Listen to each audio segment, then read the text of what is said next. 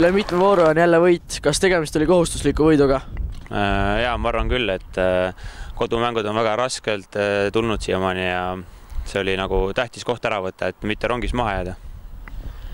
Mida täna positiivselt kaasa võtta pühapäevasele mängule Santosega? No kindlasti on hea meel see, et nulli suutsime taga hoida, et mul on päris palju väravaid kodus lasnud sisse ja suutsime ära ees lüüa, et sellega on ka palju probleeme olnud viimasel ajal. Viimastel aegadel on teil kodumängud just raskesti tulnud, kas ka täna oli?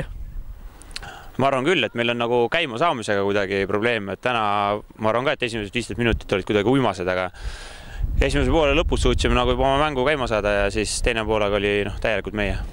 Aitäh ja edu edaspidiseks! Aitäh! Kuidas läbi Elva pilgu tänane mäng läks? No kaotasime kevasti, aga võrreldes eelmiste mängudega kindlasti parem. Olete suhteliselt palju võõrsil järjest mänginud, kas see on kuidagi mõjutanud? No, eks ta ikka on, et nüüd tulevad kodumängud peale ja ma arvan, et asi võiks paremuse poole minna. Et nüüd võõrsilmängud on kõik päris rasked olnud. Oleme kuulnud ka, et FC Elval on korralik fännibaas, kas vastab tõele? Ja just nii, meil on korralikud fännid. Kas see ka annab teile kuidagi motivatsiooni kodustel mängudel? Kindlasti.